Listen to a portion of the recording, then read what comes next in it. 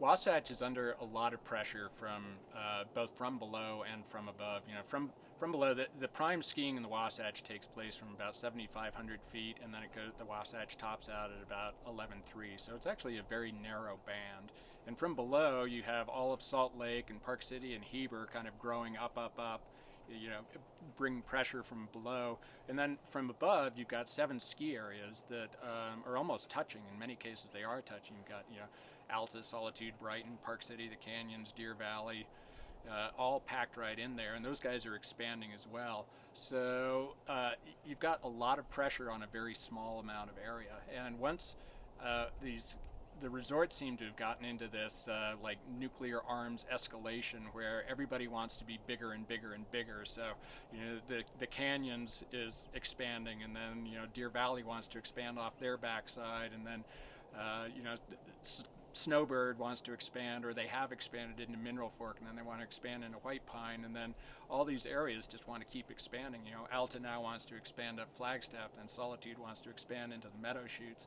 So they just keep expanding, and it's really eating up. It may just be one chairlift here or there, but it's really eating up a lot of this precious reserve. So you can look at it, well, we've got 80,000 acres to play with, but really the prime skiing is a much smaller subset of that. So, you know, one more chairlift does make a big difference, and especially when each one of those 7 resorts wants to just add one more chairlift, and it's year after year after year.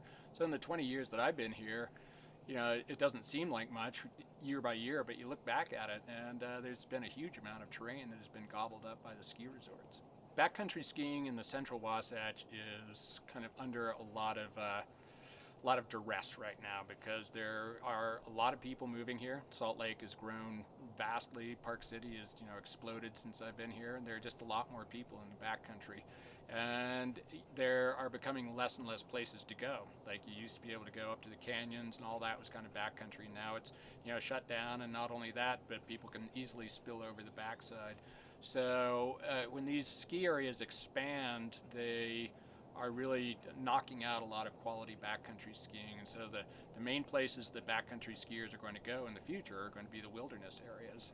And those areas are, you know, they're great, but they don't have the quick, easy access, and they're much more involved, and they're also wilderness areas. Maybe they're, you know, the idea with the wilderness area is not to have 200 ski tours in it, you know. And but if all these other areas are getting gobbled up by the resorts, then that's where people are going to go. It's kind of basically pushing them into the wilderness. And in that regard, there's a movement to create more wilderness, which could be a great thing. I'm not sure what will happen with that, but the wilderness, or the kind of unspoiled terrain in the Wasatch, is a big part of what draws people here. If you can compare it to an area like Boulder, Colorado. I mean, one of the great things about being there is that they have huge open space, and that makes it a much more desirable place to live. And yeah, it gets, you know, people are willing to pay for it. The housing's more expensive, everything's more expensive because there's so much open terrain, but people put a lot of value in that. And if eventually all of the Wasatch is just crisscrossed by trails and lifts and things like that, it's, you know, it's not pristine mountains anymore. It's, you know, it's a city. So you might as well, you know, move to Seattle or Portland or, you know, San Francisco or something if you want city life. But if you're going to move to Utah, the great thing about it is the mountains, and we're in risk of destroying the very thing that makes it so great to be here. To a hammer, every problem looks like a nail. And I think to the ski resorts, it's like, you know, its solution to every problem is to add more terrain or to add another lift. And I think, you know, I can understand why they would want to control that area, but there are a lot of other reasons. And for me, you look at an entire country like Switzerland. I mean, that place is riddled with avalanche terrain, and they haven't put in lifts over every square inch of the area. They've come up with, you know, there's fences that can kind of control the drift. They have Gazexes, which are like these big kind of trumpets that blow down and set off explosives. They use helicopters. They've built tunnels. They built snow sheds. There are a variety of different ways to control avalanches, and something that, you know, needs to be looked at is, yes, this, you know, putting a lift in might control this one little area of Alta, but you've got a whole 7 or 8 or 9 miles down canyon that's still going to have to be controlled with artillery.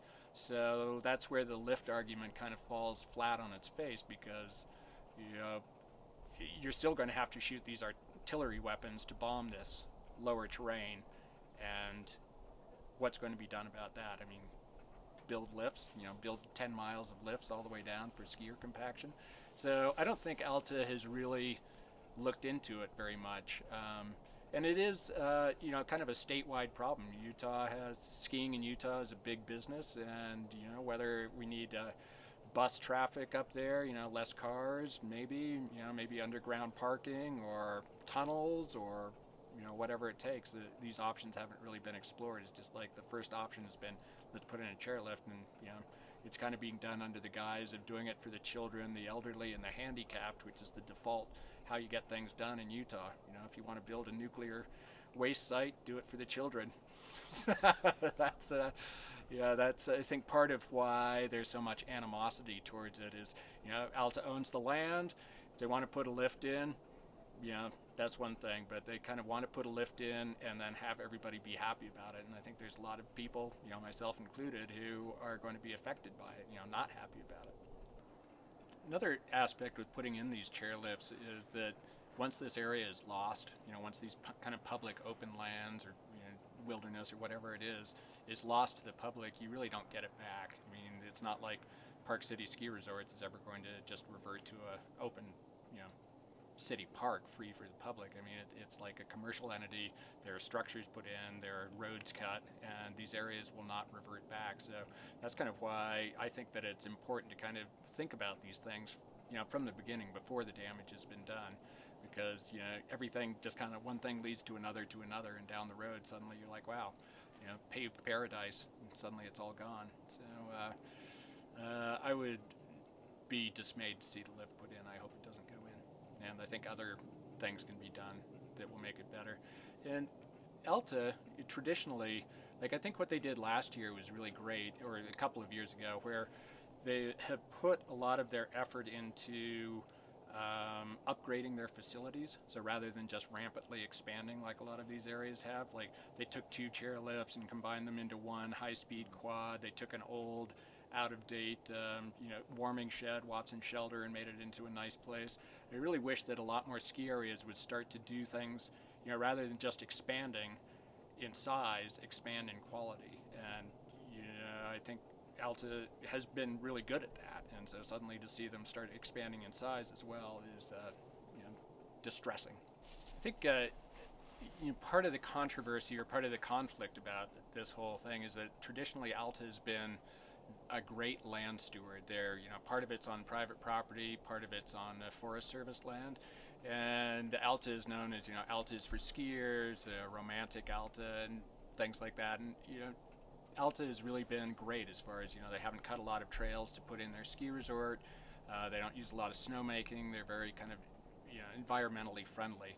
And this lift that they're proposing is really a radical change from that. It's very kind of predatory. It's they are expanding. They are going to be putting a new lift. They are going to be shutting down areas that are conceived of as being public property right now.